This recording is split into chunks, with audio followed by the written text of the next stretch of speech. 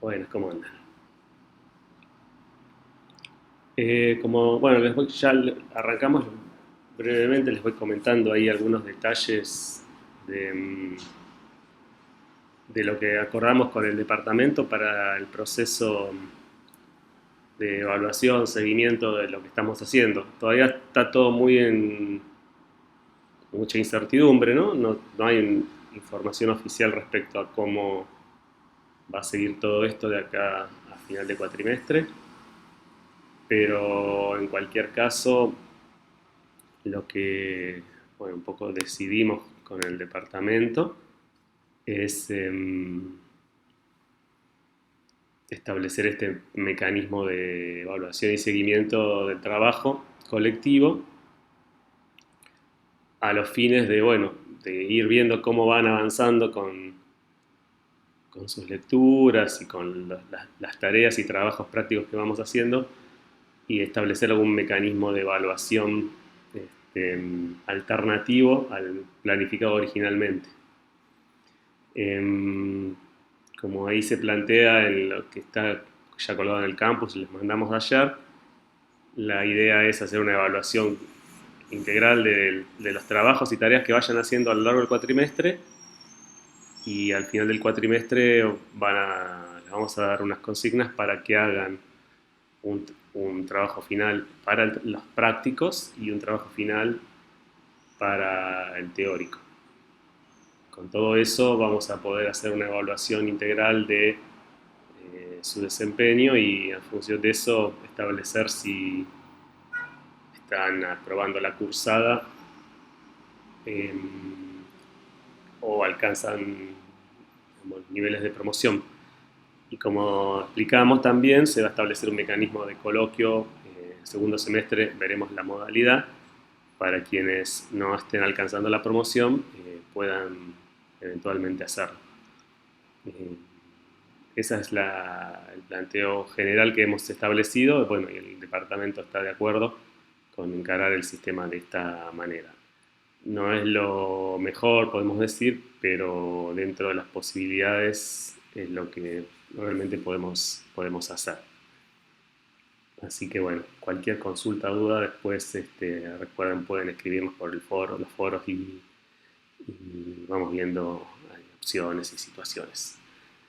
Bien, la idea de hoy es un poco retomar, seguir con algunos conceptos que van apareciendo en los distintos trabajos, en las distintas lecturas y que tal vez son importantes que los podamos pensar un poco más en función sobre todo de que los textos a veces no los abordan de la manera que sería mejor, ¿no? O los asumen como que ustedes ya los conocen y no necesariamente esto es así. Así que lo que vamos a hacer en este momento es tratar de seguir viendo algunos conceptos que van apareciendo a lo largo de los textos y que nos parecen importantes para que ustedes puedan tenerlos más claros. Un primer concepto que aparece seguido en los textos que hemos estado viendo a lo largo del curso es la idea de la ley de caída tendencial en la tasa de ganancia,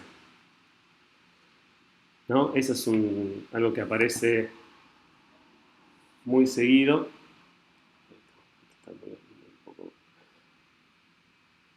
que aparece muy seguido a lo largo de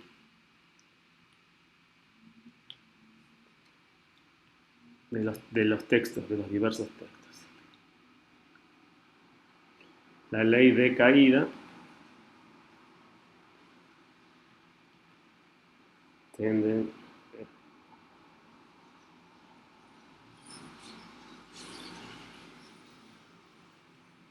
tendencial en la tasa de ganancia. Este es un concepto importante en toda la literatura que estamos usando porque da cuenta de un proceso general, macroeconómico, podríamos decir, en términos más no marxistas, que tiene que ver con la dinámica general del capitalismo a escala global y a escala de cada uno de los territorios donde opera el capitalismo, y da cuenta de un proceso que conduce sistemática digamos,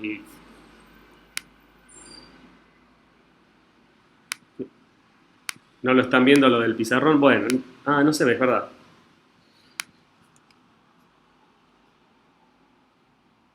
A ver, voy a probar de nuevo. Esto falla cuando quiere, funciona, y cuando no quiere, no funciona. Vamos a probar de nuevo entonces. Ahora vamos a probar de nuevo. A ver si se ve. Ahí sí, ahí se ve. Ahí yo lo estoy viendo.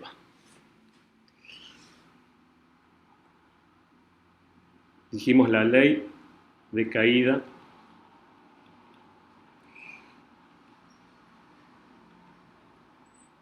tendencial en la tasa de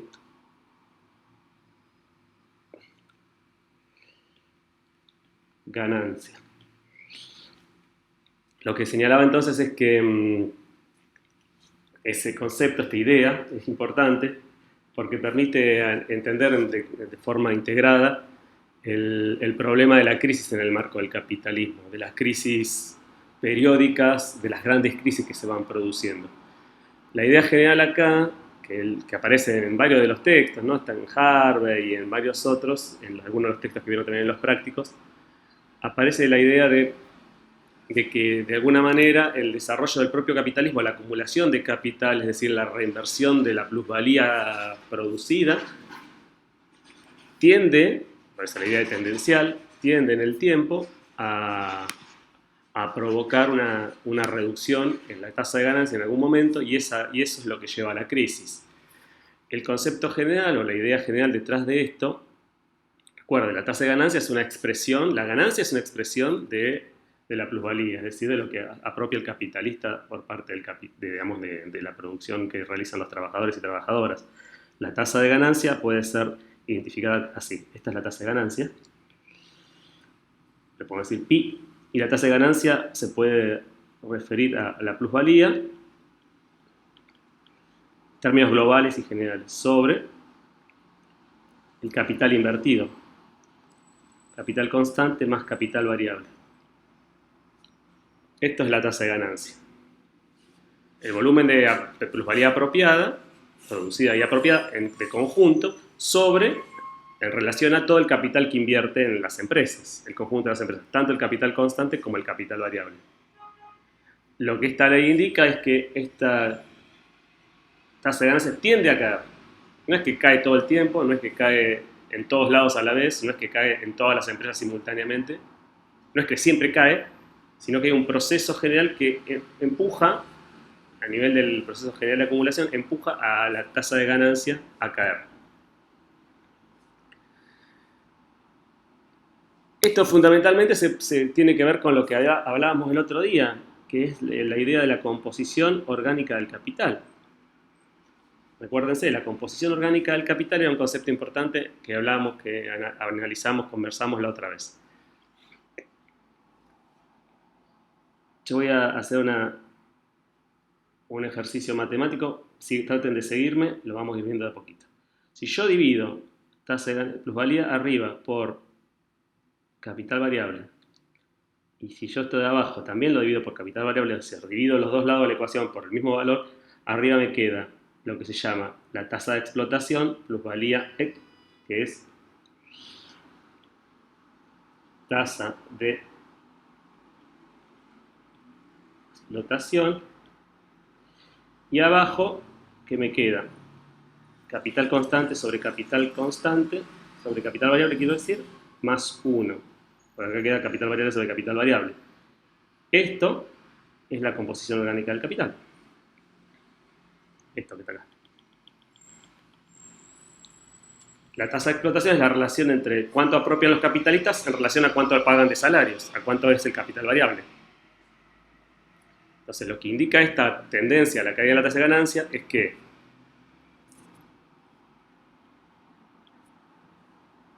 la composición orgánica del capital, que está acá abajo, tiende a subir, como dijimos, tiende a subir en la acumulación de capital. Las empresas acumulan capital en maquinaria, en insumos no humanos, de manera creciente en relación al capital variable, en relación a la masa de salarios. Esto es lo que se observa históricamente en el capitalismo. Las empresas son cada vez más grandes, cada vez tienen más maquinaria, más inversión en insumos, más inversión en energía, más inversión en combustible.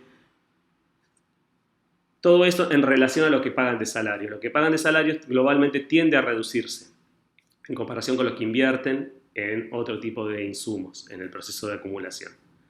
Entonces, esta relación, como crece lo de abajo, crece sistemáticamente en ese ratio, y lo de arriba, la tasa de explotación, no crece tan sistemáticamente. La tasa de explotación es una suerte de indicador de distribución de ingresos. ¿Cuánto se llevan los capitalistas, plusvalía, en relación a cuánto se llevan los trabajadores y trabajadoras, capital variable?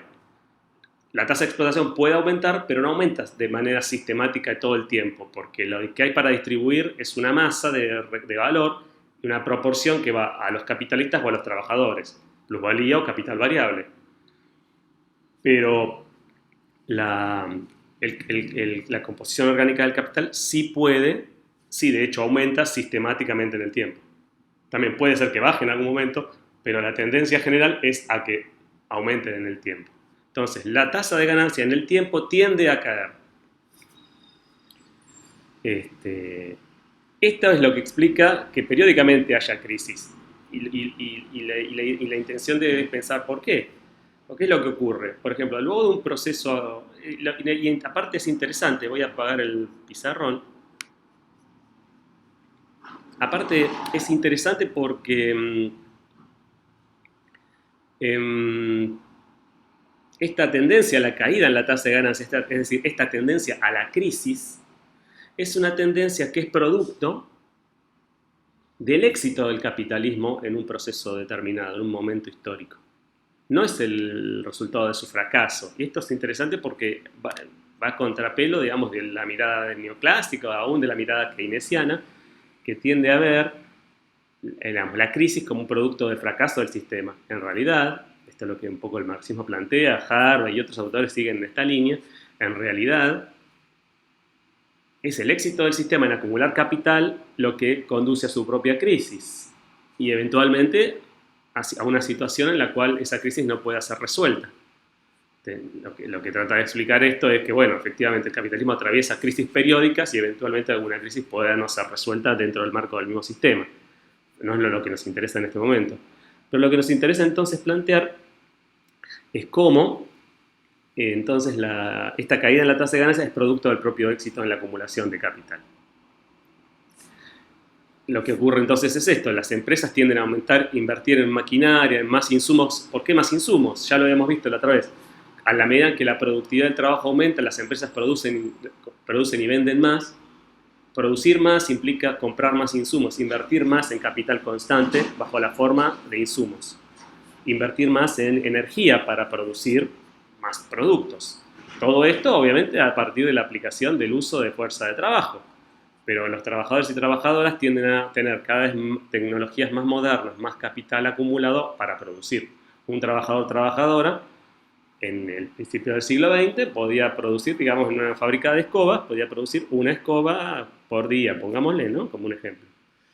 En la medida que mejora la tecnología y las empresas invierten más en maquinarias, invierten más en capital fijo, constante, esa productividad del trabajo aumenta. Entonces, esa misma persona puede, 20 años después, producir 100 escobas en un solo día, y así sucesivamente, con todas las ramas de actividad económica. Uno lo ve sistemáticamente en el capitalismo. Entonces, el resultado es que aumenta la productividad del trabajo, los productos se hacen más baratos, porque la inversión el gasto por producto, por mercancía, por unidad es menor, pero la inversión que hace la empresa en capital constante es creciente y la composición orgánica del capital tiende a crecer. ¿Cuál es el problema de este? Que la tasa de ganancia expresa una relación entre lo que puede acumular como valor, como plusvalía, la empresa, y todo lo que invierte. Y lo que pasa es que lo que invierte es cada vez más. Pero la plusvalía está directamente ligada, la posibilidad de apropiar plusvalía está directamente ligada a la explotación del trabajo vivo, es decir, al trabajo que realizan trabajadores reales en la producción tanto directamente como indirectamente, ¿no? En el conjunto del sistema. Entonces lo que ocurre es que progresivamente y periódicamente, esta relación, esta plusvalía posible de ser acumulada bajo la forma de ganancia, de ser apropiada bajo la forma de ganancia de conjunto y de ser acumulada, esa relación tiende a caer. O sea, la cantidad de plusvalía de valor que puede ser apropiado por los capitalistas. Se apagó, ahí está. No me apaguen. Quienes entraron primero que yo me pueden apagar. Traten de no apagarme porque si no, no puedo hablar. Entonces, ahora se escucha. Alguien me está apagando. Hola. ¿Me escuchan? Hola. Sí, como yo entré después que algunos, ustedes me pueden apagar a mí. Traten de no apagarme. Lo que estaba entonces explicando es que es esta situación. Las empresas, el conjunto de las empresas en todo el mundo, en el sistema mundial, invierten en capital constante, en maquinaria, en insumos, pero la capacidad de esas empresas, de ese capital, de apropiar plusvalía, de producir plusvalía a partir de la explotación del trabajo, no crece tan rápidamente.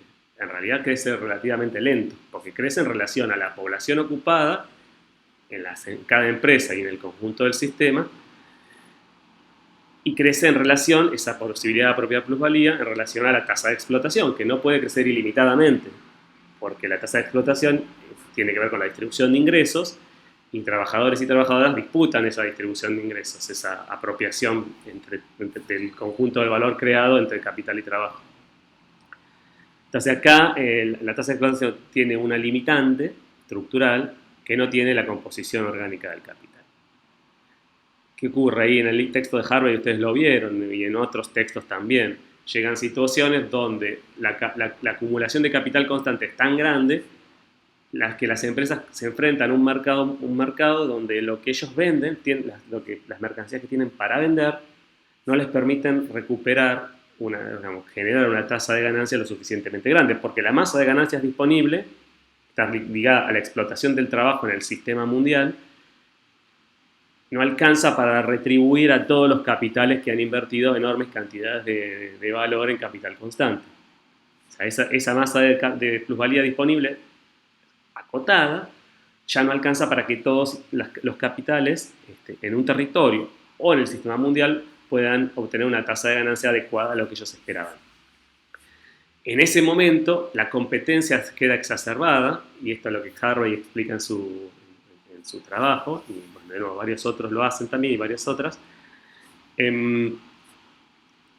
Y esa competencia, esa crisis, digamos, que aparece como una exacerbación de la competencia en la última etapa que estamos analizando, en lo que ustedes analizaron en los prácticos, en la etapa de los 60-70, de 1960 a 1970, esa crisis que aparece como una crisis de competencia, como una exacerbación de la competencia, en realidad es una crisis. La exacerbación de la competencia es una forma de manifestación de esa tasa de ganancia. Acá hay alguien que levantó la manito, no sé quién es, Ludmila dice, pero no sé si quiere decir algo. Les pido que si quieren decir algo es más fácil si lo hacen a través del chat. Somos muchos y me parece más ordenado. Ahí está, Ludmila, no hay problema.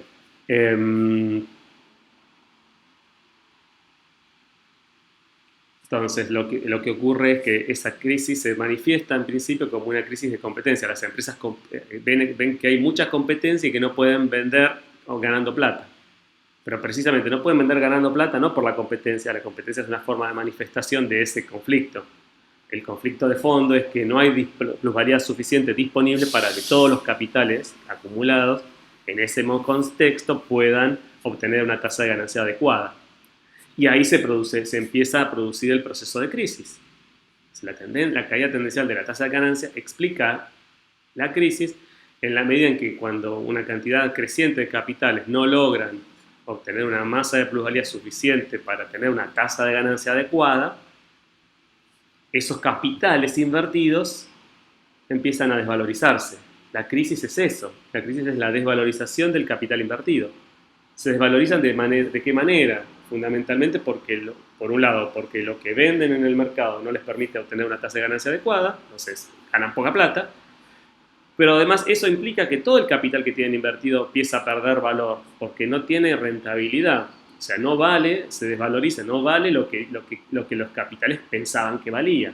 Socialmente ese valor se destruye. Es una empresa que pensaba que tenía un vehículo, por ejemplo, una empresa automotriz que fabricaba vehículos a un costo determinado, que pensaba que podía obtener una tasa de ganancia del 10% vendiendo el auto a $10.000. Cuando va al mercado se da cuenta que ese auto no lo puede vender a $10.000. Si lo vende a $10.000, no lo vende con una tasa de ganancia suficiente. Porque en realidad el auto ese en el mercado mundial ya no tiene ese valor, porque precisamente no puede obtener la tasa de ganancia que necesita. Entonces, ese capital invertido se empieza a destruir. No porque las empresas no puedan producir valores de uso, no porque esa fábrica de autos no pueda producir más autos, sino porque no los puede producir ganando plata. Entonces, ese capital invertido se desvaloriza. Y ese proceso de desvalorización es la crisis. Y en la crisis se producen procesos de reorganización general, tanto de las empresas como del conjunto del sistema, tanto en un territorio como en el conjunto del mundo. Depende de la naturaleza de la crisis, pero toda esa reorganización permite eventualmente reorganizar las variables estas que señalábamos. Aumentar la tasa de explotación, o sea, esto puede ser reducir salarios, empeorar las condiciones de trabajo, permitir que las empresas puedan apropiar más plusvalía, o desvalorizar el capital constante, o sea, hacer que las máquinas valgan menos, o reducir el precio, el valor, digamos, de los insumos, porque, bueno, las empresas que venden insumos tienen que, dado que tampoco ganan plata, para vender sus insumos tratan de bajar el precio, o sea, el valor del capital constante, bajo la forma de insumos, también puede reducirse en la crisis, y otras dimensiones. Esta es la clave de la discusión. Por eso, digamos, la ley de caída tendencial de la tasa de ganancia es tan importante. Se dice ley en el sentido social, en un sentido tendencial, no es una ley de hierro, es un proceso que explica esta dinámica. Esto es un poco lo que importa para pensar este problema. Y la relevancia de esta ley es muy grande en estos procesos de crisis periódicas muy profundas, la crisis de los años 70, la crisis que estamos atravesando en el mundo a escala mundial hace unos 10, 15 años, desde 2008, 2007, 2008, un poco antes también, esa crisis también tiene que ver con este proceso, o por lo menos muchos creemos que es así. Pero lo que nos interesa también ahora pensar es cómo esta crisis o este proceso produce transformaciones en la organización del sistema del capital, ¿no? Ahora vamos a hablar un poco de un trabajo que está en la bibliografía, después se los voy a compartir, creo que tiene que ver con una tarea que van a tener que hacer más adelante, que es un trabajo que armó una profesora argentina que vive en México hace muchos años, que se llama Ana Esther Ceseña. Y lo que plantea Ana Esther Ceseña, voy a escribir el apellido acá, Ceseña, lo que ella plantea es cómo digamos, desde los años 70 en adelante el capitalismo avanza en un proceso de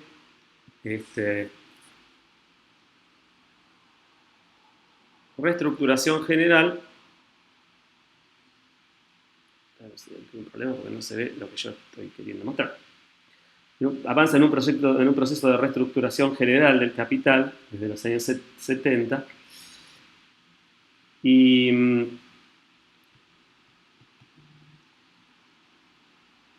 bueno, el pizarrón no están dando, así que no importa, yo se los voy a ir comentando.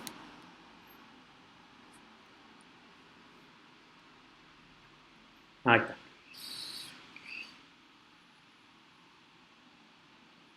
Ceseña. Lo que ella explica en su trabajo es lo siguiente, que el proceso de crisis del capitalismo en los años 70 impulsa un proceso de reestructuración general de las relaciones de valor en función justamente de recomponer la tasa de ganancia, ¿no? De lograr que los capitales vuelvan a obtener rentabilidad. Y este proceso está ligado a una reorganización tanto del capital variable como del capital constante. Acuérdense que la composición orgánica del capital tiene que ver con el capital constante, dijimos máquinas e insumos,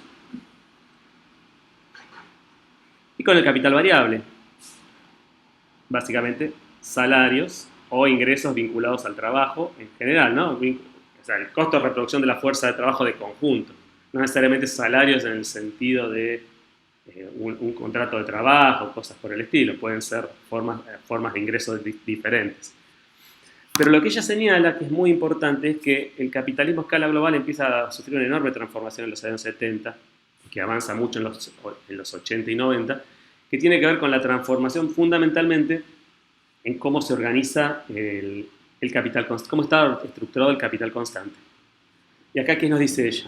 Por un lado, la tecnología vinculada a las maquinarias, se produce un salto tecnológico, un desarrollo de tecnologías nuevas. Recuerden que lo que ya hemos conversado, digamos, el desarrollo de la tecnología en el marco del capitalismo no es un proceso natural vinculado con la ciencia, sino que es un proceso sobre todo vinculado con las necesidades del capital, digamos, ¿no? El desarrollo de las tecnologías está crecientemente integrado a las necesidades del capital, tanto directamente porque muchos desarrollos los hacen las propias empresas, como indirectamente a través de la producción de ciencia y tecnología a través del Estado, en distintas formas. Hay transferencias de tecnología enorme hacia las grandes empresas, sobre todo, que les permiten, digamos, desarrollar nuevas maquinarias, nuevas formas de producir, nuevos productos. Pero lo que se enfatiza, se enseña sobre todo, es cómo se transforma la estructura del capital constante en este proceso de crisis en los años 70 y en adelante. Tengamos en cuenta lo siguiente, y esto un poco vinculándolo también a lo de Harvey. La crisis del capitalismo lo que fuerza es la desvalorización del capital, es decir, la destrucción de las maquinarias, el capital constante de las maquinarias de las fábricas que están instaladas, que dejan de ser rentables. Entonces, ¿qué es lo que dice Harvey que ocurre? Que el capital lo que hace es busca desplazar en el espacio y en el tiempo ese capital, esas contradicciones, para poder encontrar nuevas formas de valorización.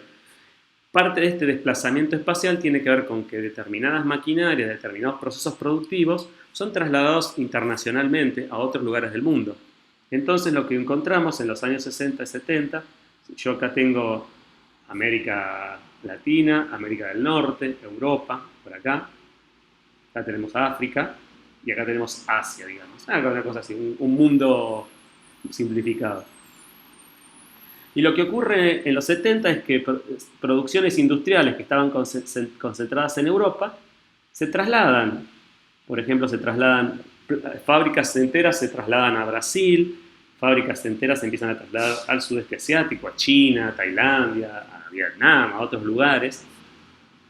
Y se instalan entonces procesos productivos industriales también ahí. Se trasladan, por ejemplo, se aumenta la producción de maquinaria en Sudáfrica. Entonces el proceso se reorganiza de manera tal que esas tecnologías pueden ser usadas en otros lugares, en otras condiciones que pueden ser más rentables, como por ejemplo, trasladarse a Brasil implica pagar salarios más bajos. Lo mismo trasladarse al sudeste asiático, salarios más bajos con las tecnologías viejas.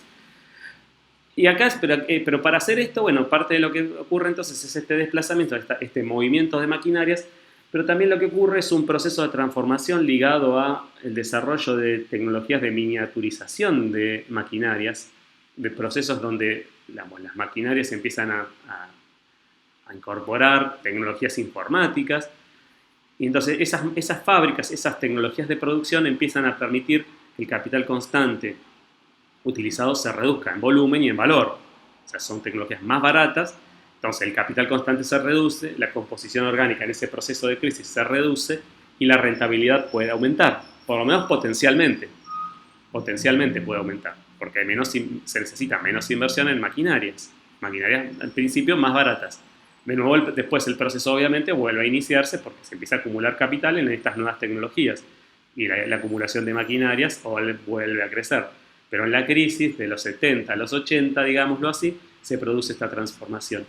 Y aparte se produce una transformación, hasta diría que es más importante, que tiene que ver con algo vinculado a la forma en que la tecnología que se desarrolla tiene, digamos. Que tiene que ver con esto de que la tecnología empieza a ser programable. Las maquinarias pueden modificar lo que producen, la forma de las piezas, el tipo de piezas. Las fábricas pueden modificar fácilmente el tipo de productos que hacen, pueden modificar los modelos de los automóviles, por ejemplo, a la misma fábrica, sin grandes cambios en la estructura, pueden armar un modelo diferente de automóvil para poder venderlo, que sea más barato, que pueda ser más deseado por los consumidores en el mundo. Entonces, pero esto está asociado al uso de las tecnologías de la información y la comunicación. La aparición de las computadoras como un instrumento central en los procesos productivos hace que esta tecnología pueda ser mucho más maleable y pueda ser mucho más flexible. Esta es una clave. Lo que hace la transición está a través del neoliberalismo desde los años 70 en adelante,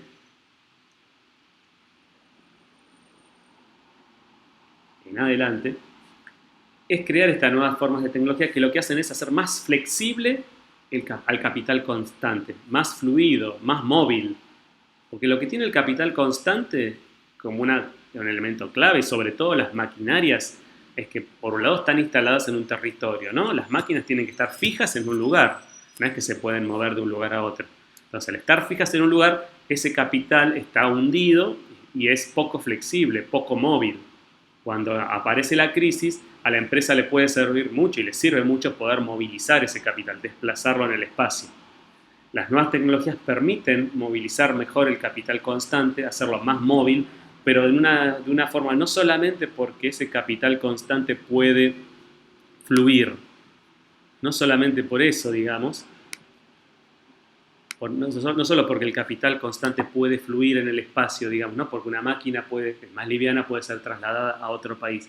Eso es importante, pero sobre todo las nuevas tecnologías de la comunicación y la información, esto lo dice Cecilia muy bien, hacen que el capital constante fijo se haga móvil en otro sentido. Y esto tiene que ver con cómo se pueden empezar a organizar los procesos globales de valorización. En algunos de los textos que tuvieron que leer hablaban de las cadenas globales de valor. En los años 60 y 70 esto se exacerba y se acelera, y sobre todo hacia los 80 y 90, la configuración de ciclos del capital, ese ciclo, ¿no? Dinero, mercancías, otras mercancías, dinero y un proceso productivo en el medio. Ese ciclo del capital se internacionaliza mucho más de lo que ya lo estaba.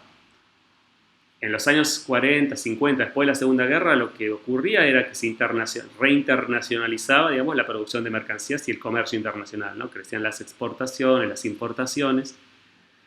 En los 60 y 70 empieza a internacionalizarse nuevamente el capital financiero, se acelera la internacionalización del desarrollo del capital financiero.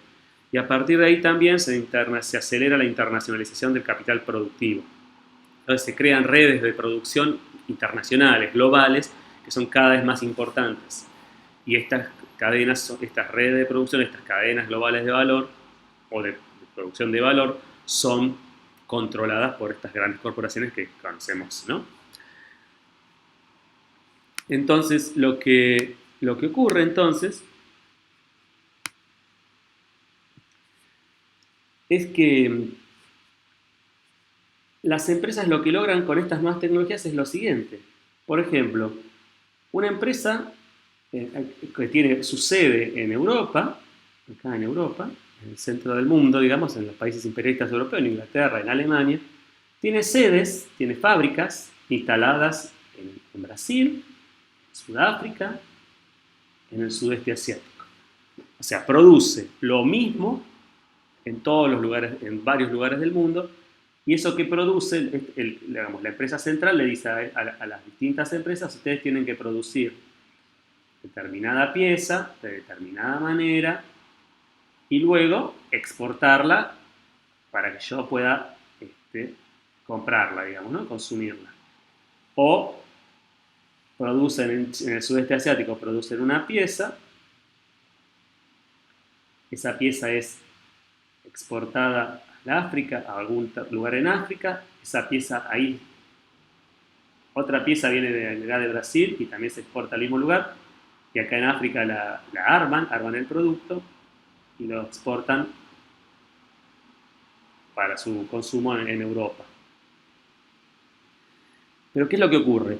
Estas empresas lo que necesitan es que producir esa pieza una pieza en Brasil, en Sudáfrica o en el sudeste asiático sea la misma pieza, porque ellos necesitan armar un automóvil en un lugar con piezas producidas en distintos lugares, pero esas piezas tienen que ser siempre las mismas, porque si no, no tiene, digamos, si no, el automóvil va a quedar siempre medio mal armado.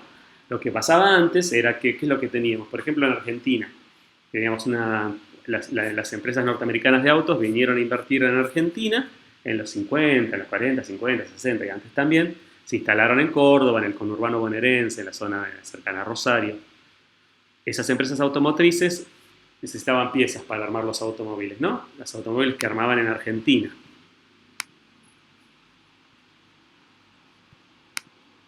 Los automóviles que armaban en Argentina, las piezas donde las producían en los años 60, en Argentina, ¿no? En pequeñas autopartistas de la Argentina. Ahora bien, en este proceso de internacionalización, estas empresas automotrices, que son parte de una cadena global de valor, utilizan piezas que pueden venir de cualquier lado del mundo para armar esos automóviles. ¿De dónde pueden venir? Pueden venir de Brasil, pueden venir de Argentina, pueden venir de Chile o pueden venir del sudeste asiático. ¿Pero por qué pueden venir de cualquier lado? Porque las piezas que fabrican en el sudeste asiático, en Brasil, en China, o en Chile o donde fuera, son todas piezas iguales. ¿Y cómo puede ser que las empresas puedan fabricar todas piezas iguales estando en distintos lugares del mundo?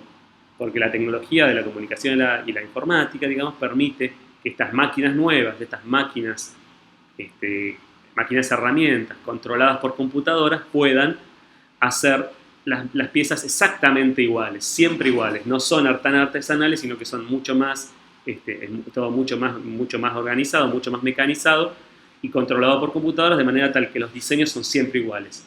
Esto permite que las piezas de distintos lugares del mundo puedan ser vendidas a un solo lugar donde ahí se arma el producto final, y el producto final siempre salga igual, a pesar de que las piezas puedan venir de Argentina, de Brasil, de Sudáfrica o de China. Este es un proceso clave, pero que implica una enorme transformación en la forma de producir maquinarias, en la tecnología implícita en las maquinarias. Ahora bien, esto no solamente hace que el capital se pueda internacionalizar en términos productivos, sino que lo que hace es que el capital pueda también aumentar su movilidad a escala internacional sin moverse. ¿Qué es lo que significa esto? Por ejemplo, imaginémonos que una empresa automotriz produce piezas en Brasil, en Sudáfrica y en China. Imaginémonos que hay conflictos laborales en Brasil que hacen que el costo de producir estas piezas en Brasil aumente, porque los trabajadores y las trabajadoras reclaman salarios más altos, porque logran introducir normativas laborales más beneficiosas para ellos, porque hay conflictos políticos de distinto orden que hacen que sea más costoso producir en Brasil. ¿Qué es lo que hace el capital transnacional en ese caso? No tiene que desplazar la maquinaria desde Brasil a China para producir más en China y menos en Brasil. Lo que hace es cierra o deja de pedir productos en Brasil. La fábrica en Brasil tiende a reducir su nivel de producción de insumos, que son insumos de otra producción, de estas piezas de auto, y aumentar simultáneamente la producción de esas piezas en China. Como las piezas son iguales, porque están producidas en maquinarias computarizadas y por lo tanto los diseños son exactamente iguales, la empresa capitalista internacional no tiene demasiadas complicaciones, solamente tiene que hacer un movimiento logístico que le permita desplazar la producción al otro país, reducir o cerrar la planta en Brasil en este caso, a pesar de que la planta en Brasil sea completamente productiva y sea muy moderna, pero deja de ser rentable en el marco del capital transnacionalizado, de esa cadena de valor. Y entonces se produce un desplazamiento espacial sin que el capital constante, es decir, sin que las máquinas se desplacen. O en este caso, los insumos para la producción de autos, es decir, estas puertas, por ejemplo, o estos vidrios que se fabricaban en Brasil, dejan de fabricarse en Brasil y se fabrican en China, para ser después ensamblados en otro lugar. ¿Se entiende la idea? Esta es un poco la clave que está detrás del uso de las tecnologías en el mecanismo de mayor movilidad y menor costo del capital constante, tanto maquinarias como insumos. se empieza a estandarizar la producción de máquinas e insumos a escala global en este proceso, y gracias al desarrollo de estas tecnologías que son usadas y desarrolladas en esta función, ¿no? Para buscar hacer más flexible, más móvil el capital constante. Y acá hay también otro elemento importante. En este proceso se desarrolla un cambio en la organización del comercio mundial. Hasta los 70, la mayor parte del comercio mundial era un comercio, digámoslo así, entre países, entre territorios. Y lo que empieza a crecer es el comercio entre firmas, entre empresas en los años 70. ¿Por qué entre empresas? Precisamente como el capital se internacionaliza en términos productivos, ahora lo que los países empiezan a exportar es, Brasil exporta puertas de autos a un país africano, China exporta puertas de autos a un país africano, a una empresa ahí que ahí arma los autos y esos autos son exportados a Europa, por decir un ejemplo que no necesariamente es realista. Pero el comercio que empieza a haber es comercio entre empresas que son parte de un mismo capital. Entonces, cuando nosotros hablamos de un capital global, no estamos pensando en una empresa sola, estamos pensando en una multiplicidad de firmas, de fábricas, de corporaciones que están articuladas en el marco de un mismo proceso de valorización. Esta es la clave del capitalismo internacionalizado, un proceso global de valorización que puede estar bajo el sello de una empresa, ¿no? Puede ser Nestlé, puede ser Ford, puede ser otras empresas de informática que tienen otras características. Son todas empresas globales donde entonces que utilizan esta posibilidad de producir piezas, partes en distintos lados del mundo para organizarse y organizar su acumulación a escala global. Lo que tenemos ahora mucho es la explotación de recursos naturales en algunos puntos del mundo, en África, en América, en Asia, en distintos lugares. Esos productos son producidos en pésimas condiciones laborales, exportados a otros países donde son industrializados esos productos, transformados en insumos para la producción manufacturera. Esos productos manufacturados son exportados a lugares donde esa producción manufacturera se exporta el metal del hierro a lugares donde se usa el hierro para hacer puertas, por ejemplo. Esas puertas luego son exportadas a lugares donde esas puertas son utilizadas para armar los automóviles. Y esos automóviles luego son exportados a otros lugares donde son consumidos. Todo este proceso se organiza a partir de una logística apoyada en las tecnologías de la comunicación y la información y apoyada además en un proceso de transformación brutal en el comercio internacional por barcos. Se habla mucho de la revolución de los containers, es decir, procesos de comercio global donde en barcos se trasladan en containers, en esos grandes cajones de metal, piezas, productos de un país a otro, entre una empresa y otra fundamentalmente. Esa tecnología de containers es una tecnología no necesariamente inventada en los 70, pero sí masificada a partir de ahí en con este tipo de lógica, en el marco de esta transformación global del capitalismo. Esta es la clave también del desarrollo de estas tecnologías para organizar la logística del flujo de containers. Es la tecnología de la comunicación y la información, la internet y todo eso juega un rol central. ¿Se entiende? Hablábamos el otro día de lo que pasa con el petróleo. Bueno, hay containers, o sea, barcos tanque o barcos containers donde hay petróleo que se traslada de un lugar a otro. El petróleo es un insumo, básicamente es capital constante, que se produce en un lugar, se traslada a otro lugar donde se procesa, se transforma en plásticos, se transforma en combustible, nafta, se transforma en otras cosas y después se reexporta a otros lugares que es donde se utiliza como insumo para procesos productivos de otro tipo, ¿no? Se exporta el plástico a lugares donde hay empresas que transforman el plástico en productos de plástico, que después se exportan a todo el mundo. Todo este proceso se organiza gracias a estas transformaciones tecnológicas estructuradas en torno a la necesidad del capital de encontrar nuevas formas de valorizarse. De nuevo, pensemos que esto surge como un proceso de los años, a partir de los 70, digamos, se exacerba, se acelera. Y recordemos que estas tecnologías, muchas de ellas existían antes, pero no eran utilizadas en esta lógica. Lo que ocurre en la crisis de los 60 y 70 es que el capital empieza a buscar formas de aprovechar las tecnologías disponibles o desarrollar nuevas tecnologías para reorganizar estos procesos de producción y explotación. En paralelo con esto, lo que ocurre es también que esta transformación tecnológica empieza a impulsar un proceso donde también el capital variable sufre una flexibilización, sufre una desvalorización, porque las empresas capitalistas pueden empezar a pensar la explotación del trabajo ya no a escala de un territorio, sino a escala global. Digamos, la Coca-Cola cuando invertía en Argentina en los años 60, instalaba sus fábricas aquí con los insumos que básicamente se producían en Argentina, vendía al mercado local y la fuerza de trabajo era una fuerza de trabajo nacional, digamos, ¿no? Y no competía directamente con la fuerza de trabajo de otros lugares del mundo.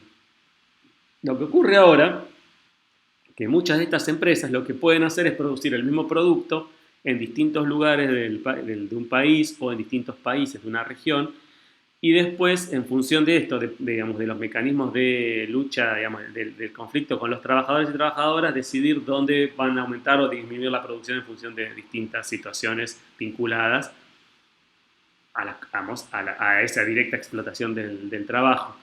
Y por otro lado, y hoy lo estamos viendo plenamente, esto es un proceso de muchos años, pero que hoy se ve mucho más claramente, las tecnologías de la comunicación y la información lo que han permitido es reexplotar a trabajadores y trabajadoras a partir de, digamos, de dinámicas móviles.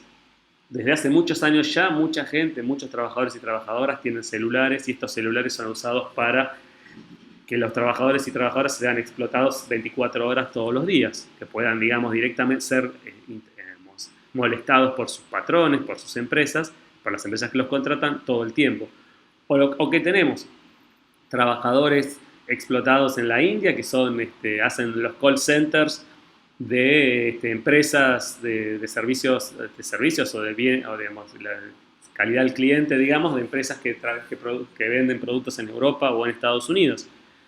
La población de la India habla inglés, entonces son una fuente barata de fuerza de trabajo, de capital variable para ese ciclo de valorización del capital, por ejemplo, que se vende en Inglaterra, donde la lengua es inglesa. En el caso de otros países, nosotros tenemos acá, digamos, ¿no? En Argentina tenemos muchas empresas que tienen call centers donde la población es de otros países, pueden ser de Colombia, pueden ser de Perú, donde uno llama y la persona que está hablando no está en Argentina, sino que está en otro país. También estas tecnologías permiten, sin desplazar, digamos, la maquinaria, sin desplazar la operación, digamos, el punto central de la operación, sí encontrar nuevas formas de explotar trabajadores y trabajadoras. Y muchos de nosotros estamos entrando en esta dinámica de lo que se llama ahora, ¿no?, el trabajo en la casa. Una nueva forma de trabajo a domicilio que ya existía, siempre existió, pero que ahora se está de nuevo generalizando a partir de estas tecnologías que permiten explotar el trabajo humano a distancia, con estos mecanismos, estas nuevas computadoras personales que tampoco existían, el Internet que tiene acceso masivo en todo el mundo, todos estos procesos entonces también permiten flexibilizar y desvalorizar la fuerza de trabajo a escala global. Los trabajadores y trabajadoras de todo el mundo pasan a competir prácticamente de manera directa entre sí. Antes la competencia era indirecta, sobre todo a través del comercio. Los trabajadores que producían automóviles en Argentina podían competir con los trabajadores que producían automóviles en China a través del comercio de autos. Pero ahora, trabajadores de Argentina y de China compiten directamente porque las empresas pueden decidir dejar de producir en un país, producir en el otro y de última reexportar todo el producto. Entonces, ir decidiendo, haciendo sus opciones de dónde invertir en función de distintas circunstancias que hacen que el proceso sea más o menos rentable. Entonces los trabajadores de los distintos países compiten entre sí de manera casi directa, como si el mercado capitalista fuera un solo mercado mundial, el mercado de trabajo a nivel global fuera un solo mercado de trabajo y no varios mercados de trabajo nacionales. Obviamente, esto es un proceso tendencial que se va produciendo en el tiempo y no necesariamente continuará. Es un proceso disputado, conflictivo, donde la disputa entre el capital y el trabajo se presenta en los distintos lados, de distintas maneras, pero efectivamente es algo que el capitalismo ha logrado ir construyendo en el tiempo. Y en este sentido, entonces, el trabajo de Ana Terceseña complementa muy bien la discusión que ya veníamos dando con los otros textos. Agrego a esto que hay un trabajo de Mauro Marini de los años 90 que un poco da cuenta de cómo, en su mirada, este proceso que habíamos hablado de superexplotación de la fuerza de trabajo se tiende a internacionalizar también, ¿no? Tiende a constituirse, como se constituye un mercado de trabajo global, esa superexplotación tiende a ser parte también de un proceso global, no ya no tanto de procesos estrictamente nacionales, ahí como que empiezan a jugar los dos elementos. Entonces, esta es la clave de lo que nos interesaba hoy conversar brevemente para pensar, digamos, cómo el capitalismo se ha transformado y cómo la tecnología juega un rol central. Y un poco en la línea de lo que veníamos viendo, la tecnología siempre está en función, crecientemente en función, de la explotación de la fuerza de trabajo, de encontrar mecanismos de apropiación del valor que permitan al capital valorizarse. No hay un desarrollo autónomo de la tecnología, digamos, que tenga que ver con el desarrollo de la ciencia per se. Digo, sí lo hay, pero crecientemente tiene un peso crecientemente global el capital a la hora de decidir qué se produce y qué no se produce, qué tecnologías avanzan y qué tecnologías no avanzan. Ninguna tecnología va a avanzar en el marco del capitalismo si reduce la tasa de ganancia. Si la empresa, digamos, que la usa, ve que esa tecnología va a reducir su tasa de rentabilidad, ninguna empresa va a innovar en esa tecnología. Este es un punto central.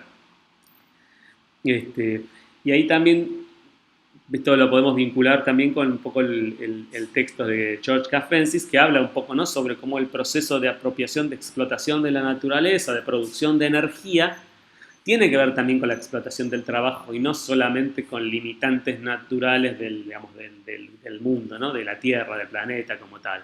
Lo que está detrás del desarrollo y del uso de distintas tecnologías también es el proceso de explotación de la fuerza de trabajo. Las empresas capitalistas van a ir a utilizar diferentes tipos de tecnología también pensando en qué posibilidades tienen de usando esas tecnologías, mejorar la explotación de la fuerza de trabajo directamente, o qué posibilidades hay de tecnológicamente debilitar a la fuerza de trabajo a la hora de explotar ese recurso. El desarrollo del fracking, por ejemplo, en la producción petrolera, es un desarrollo tecnológico que se conocía desde hace mucho, pero que hoy en este contexto, dada la creciente escasez de petróleo de base convencional, estas tecnologías que utilizan mucho capital constante, es decir, mucha maquinaria, mucho insumo, utilizan enormes máquinas, utilizan mucha agua, mucha arena y muchos otros productos químicos para explotar el petróleo y el gas a través de estas tecnologías, son formas de producir petróleo que requieren relativamente poca fuerza de trabajo de manera directa, pero que son solamente rentables en este contexto, ¿no? Y debilitan, desarticulan la organización de la fuerza de trabajo tal cual venía estando organizada. Un cambio enorme que ha habido también en la organización de la forma de producción. Muchos de los procesos productivos han pasado de ser procesos productivos ligados al uso de combustibles líquidos, o gaseosos, desde gas a petróleo, nafta, y se ha avanzado mucho, ha habido una enorme transformación en el desarrollo de tecnologías vinculadas al uso de la energía eléctrica. Esto no quiere decir que el petróleo o el gas es desplazado en la producción como insumo, sino que ocupa otro lugar. Para producir energía eléctrica hay muchas formas. Algunas formas son el uso de la energía que está acumulada, digamos, la energía potencial que está acumulada en los ríos, entonces hay que construir represas hidroeléctricas, está la energía nuclear, pero sobre todo está el uso del gas y el petróleo como combustible para la producción de energía eléctrica. Y esa producción de energía eléctrica luego es trasladada a las fábricas que utilizan crecientemente energía eléctrica. O en nuestras casas, donde crecientemente lo que usamos, todos los productos domésticos, utilizan energía eléctrica. En este proceso es un proceso de transformaciones brutal que requiere también otro tipo de transformaciones. Por ejemplo, la producción, digamos, el hecho de la generalización de la energía eléctrica como insumo para movilizar las maquinarias y las computadoras para la vida cotidiana, requiere el desarrollo de baterías. Baterías mucho más eficientes, mucho mejores que las baterías preexistentes, porque la energía eléctrica se tiene que acumular. Bueno, por lo menos el capitalismo lo que propone es que la energía eléctrica no se desperdicie. Vos podías acumular petróleo en barriles, con limitaciones, como hemos visto, pero la energía eléctrica la tenés que acumular en baterías, y las baterías hay que construirlas. Hay todo un desarrollo actual de tecnología de baterías que está vinculado, por ejemplo, a la explotación del litio. El litio que está concentrado en el mundo en algunos lugares específicos, ¿no? En particular en el norte argentino, el sur de Bolivia, por ahí, en ese triangulito, hay algo de litio. Es una de las fuentes fundamentales de uno de los depósitos más grandes de litio de una forma específica de extracción que existe en el mundo. Entonces, la explotación del producto, digamos, del litio a partir de la tecnología que aportan empresas alemanas, empresas chinas, etcétera, es central. Pero bueno, en este caso, por ejemplo, esa región se está insertando a escala global, de nuevo, básicamente como producción de un insumo básico, ¿no? El producto de litio sin procesar. La producción de baterías se hará en otros lugares y las piezas que sirven para las baterías se están haciendo en otras partes del mundo. Luego nosotros importamos las baterías. El desarrollo de las tecnologías vinculadas a la producción de baterías es una de los desarrollos, digamos, de las industrias tecnológicas más importantes a escala global en este momento. Pero tiene que ver eso con la transformación general de la estructura del capital. ¿Se entiende? De esta manera hay que pensar, digamos, estos procesos, cómo se integran los procesos de utilización digamos, de producción de insumos, producción de maquinarias, explotación de la fuerza de trabajo, y cómo esto está atravesado tanto por el desarrollo de tecnologías como por procesos de desplazamiento espacial y temporal del capital a escala global, transformaciones en la forma en que el capital opera a escala global. Sigue funcionando el ciclo del capital, tal cual lo habíamos analizado, el ciclo clásico, digámoslo, pero en una forma novedosa. Y en todo este proceso, y acá cierro, porque esto lo vamos a plantear en la próxima tarea, en todo este proceso juega un rol central clave en la financiarización del capital, ¿no? Un proceso de creciente peso del capital financiero a escala global juega un papel central en todo este movimiento de capital productivo, también a escala global. Esto es central entonces para que lo vayamos pensando, y en la tarea que les vamos a dar vamos a empezar a analizar justamente cómo juega el capital financiero, qué papel tiene el endeudamiento de los estados en todo esto, o puede tenerlo, y bueno, nada, digo, como para que lo vayan pensando y lo puedan ir analizando. Así que, en principio, son las 11 ya. Esto era un poco lo que quería compartir con ustedes. No sé si hay alguna pregunta o alguna consulta en particular respecto a esto o respecto a alguna otra cosa vinculada con nuestras actividades. Si no hay preguntas, bueno, en estos días, como les decía, les vamos a compartir la nueva tarea para desarrollar. Y como siempre, vamos a colgar este video en el campus para que lo puedan revisar.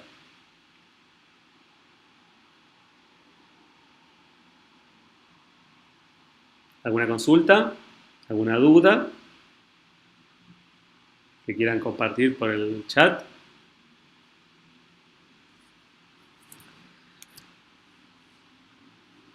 Bueno, si no hay consultas, bueno, estaremos en contacto a través de los distintos medios que tenemos, y espero que esto les haya servido como para pensar, digamos, de dar otra mirada más integrada a lo que venimos discutiendo, y seguiremos avanzando con esta interacción, digamos, ¿no? Combinación de tareas y esta especie de clase en vivo. Y bueno, obviamente, como ya les hemos dicho, esto nos está costando a todos y a todas.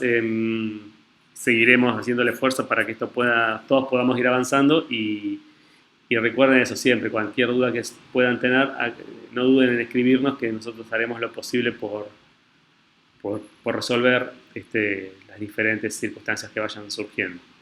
Ya con muchos de ustedes nos hemos comunicado por diferentes temas, así que nada, eso, les pedimos que hagan ese esfuerzo. Y después, si tienen alguna dificultad para acceder al material o surgen dudas respecto a eso, también obviamente contáctense con nosotros y nosotras, ¿sí? Les mando yo un saludo, y bueno, espero que anden bien. Nos estamos comunicando en breve.